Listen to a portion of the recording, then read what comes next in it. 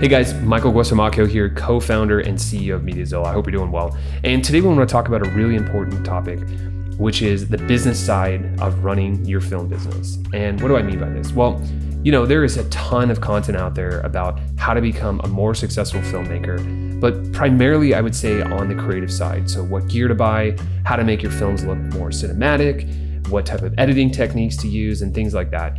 There's also, I would say, some really good information about your sales funnel, how to get more quality leads, how to get in front of the right leads, how to be intentional about your branding and things like that.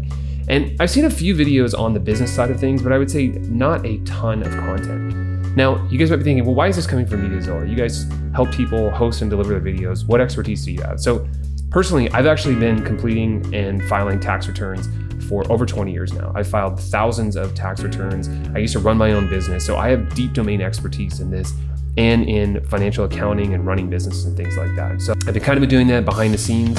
We don't broadcast a ton, but I realized now is the time to really start sharing this information. Ideally, we should have been sharing it much sooner, but we were kind of heads down focused on building MediaZilla and building the product. But this is information that really needs to be publicized, and we're not selling this content. This is free information, but I think it can be really powerful. Now, what do I actually mean by this? Well, ideally, what we want, what our goal is to help filmmakers drive an extra $10,000 to their bottom line every single year. And I know you might be thinking, well, this is crazy. How am I going to do that? Am I getting 3 or 4 more clients? Am I going to cut all my expenses? Am I going to outsource all my editing? How is this actually going to happen? And there's many different ways that we can tackle this, but there's a few key ways that I think will have a huge impact. The first is kind of going down the list, and we're going to get into these and do a much more detailed deep dive into these things. But right now, this is just kind of a primer and to start the conversation. So the first is looking at your tax system or your tax entity holistically. Now, if you're in the US, you might be filing a Schedule C, which is basically for people self-employed. People created obviously LLCs, and you can get taxed in many different ways. You might have an S corporation, you might have a C corporation. Those are probably the most common, but really doing a detailed audit and a deep dive and finding out, okay, is this the most tax efficient structure for my entity? Because I know it sounds crazy, just this entity alone, if you're doing it correctly, great. If it's not optimal, it could be costing you thousands of dollars every single year, year over year over year. And you figure, 1 year, who cares? But if you're gonna stay in the industry for 5 or 10 years or 20 years, this stuff starts to become material. The second thing we're seeing is still going with the tax, but are you taking all the write-offs that you're entitled to? I know whenever I got a new client, the first thing I did was go back and audit 3 years of their tax returns. And I would say probably in 80% of cases, I was able to catch errors or find deductions that they were absolutely 100% legally entitled to, but did not take them. So things like their business percentage use of their cell phone. They may have had a home office or a dedicated space that they were using. They weren't necessarily taking all the business miles that they were allowed for their car and things like that. Obviously, equipment is a pretty big no-brainer and things like that, but there's a lot of things, especially if you're self-employed, that come into play. So I want to be clear right now, this isn't direct tax and financial advice. This is for educational purposes.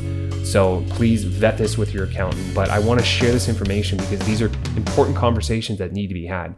Because when you aggregate all these things together, these can add up into meaningful results.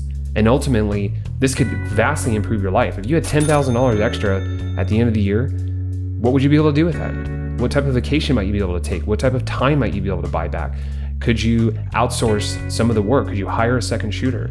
So these things are non-trivial. The other piece that I'll kind of lead with as well is, I know it sounds crazy, but when you're purchasing equipment and you're setting up your business structure, even bank accounts, there is a ton, I kid you not, there are tens of thousands of dollars out there incentivizing you to open up business bank accounts without a huge amount of effort and not a huge cost associated with it. There are ways of, when you purchase your equipment, there are ways of getting cashbacks, signing up for new business credit cards and things like that. And I want to be clear, this is not about going deep into debt and paying thousands of dollars interest and paying 20%, 30% annual percentage rate. So this is absolutely not, that is antithetical, but it's one of these things where if you're already going to buy some new equipment, why not get the equivalent of a $500, $1,000, a $2,000 rebate on that?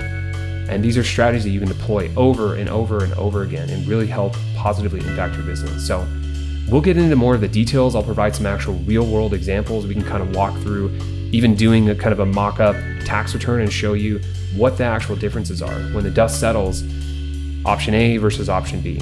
So we'll go through some of those, but let me know in the comments if this is something of interest, if there's any really specific use cases or topics that you want to learn about. Would love to keep sharing this information and ultimately fulfill our goal to help filmmakers become more successful. Okay, take care.